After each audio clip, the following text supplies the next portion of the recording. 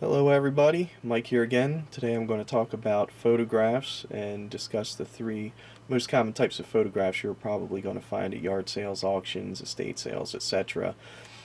The first one is a tintype. As the name suggests, it is metal, but it is not made of tin. I'm not sure what the metal is, but it is metal. They'll typically be pretty dinged up or dented, but as long as the subject matter is good, a little bit of, a little wear here and there usually doesn't hurt the value of these too bad. They were made from around 1850, give or take, to 1910, 1920. Although if you found something from 1920, you're talking about a really later one. They're smaller, typically around 2.5 by 3.5 inches.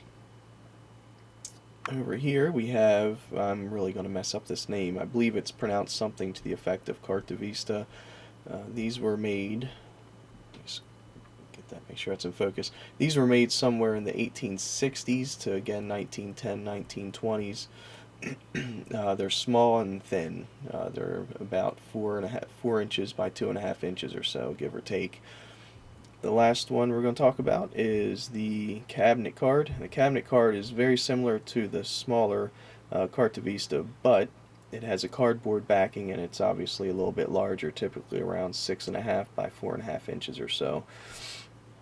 And one thing we'll talk about here is what to look for in photographs in general. And as you'll notice on all these, they're all portraits. Portraits are the most common and the least valuable. Of these here, standard, for example, a tintype here, if you're talking about just some average portrait like this one, you might get somewhere from $3 to $10 on eBay for it.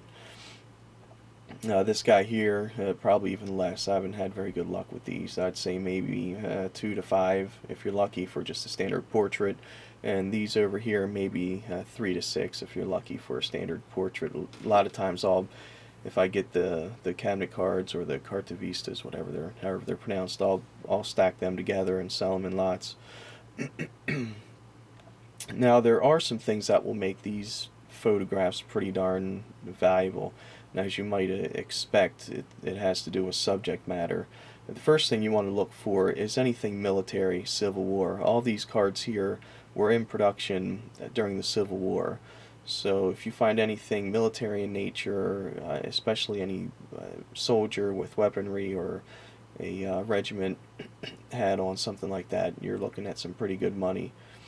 The other thing you may want to look for is anything that's black Americana. When these things were made, they were kind of unique. It's not something like today where everybody has a photograph. So typically blacks wouldn't have photographs because they simply couldn't afford it. So if you find black Americana photographs, you want to hold on to those. They'll probably bring pretty good money.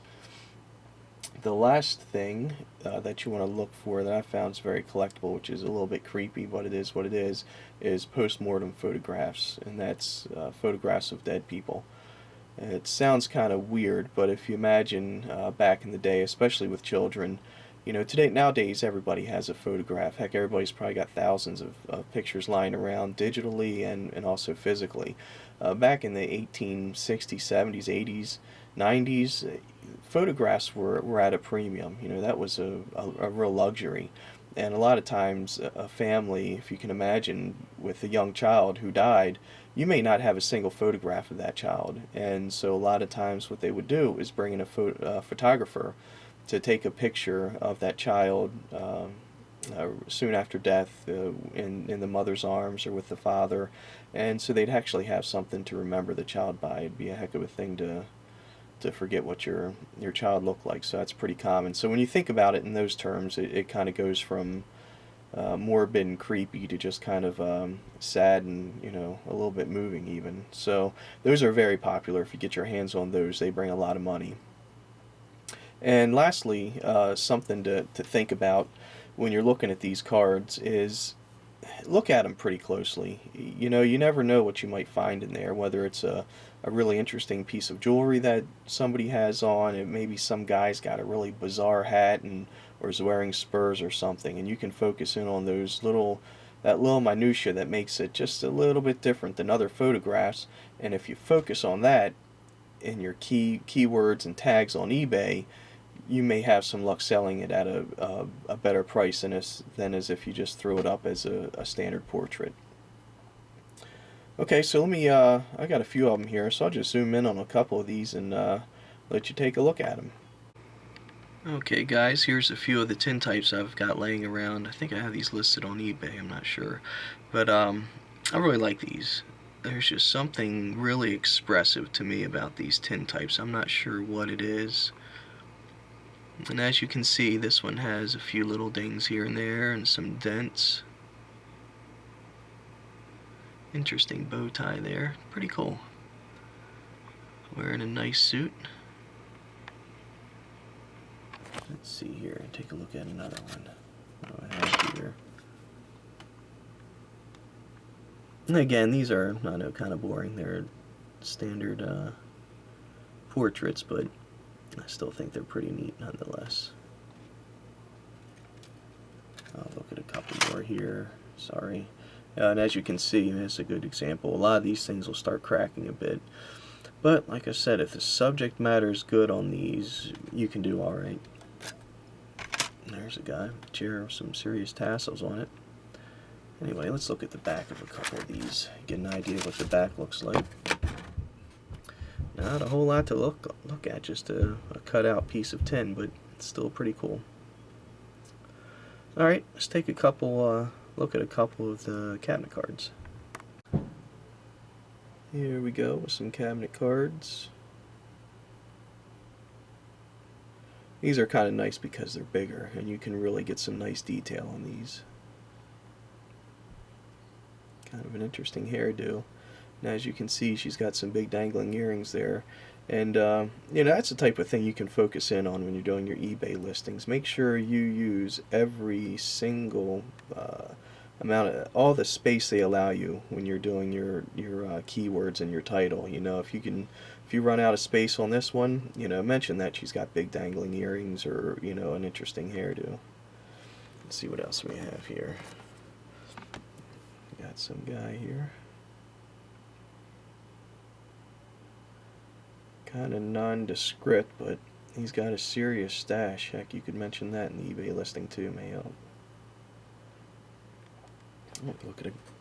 See if these, a lot of these will have something on the back. Yeah, these have a little something on the back of them mentioning where they were made, what company made them. Oh, that one doesn't have anything. It's got a little something on it.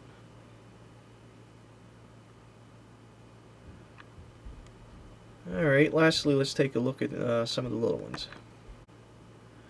And these here, they're pretty similar to the cabinet cards, but they're a lot smaller. Maybe that's why they're not so popular on eBay. They're basically the same thing, but smaller. Oh, lost focus. Take a look at one more here. This one's kind of faded. And these, I'm not sure if they have anything on the back or not. Yeah, they do. That one's pretty cool. It actually has the name of the guy on here, Charles.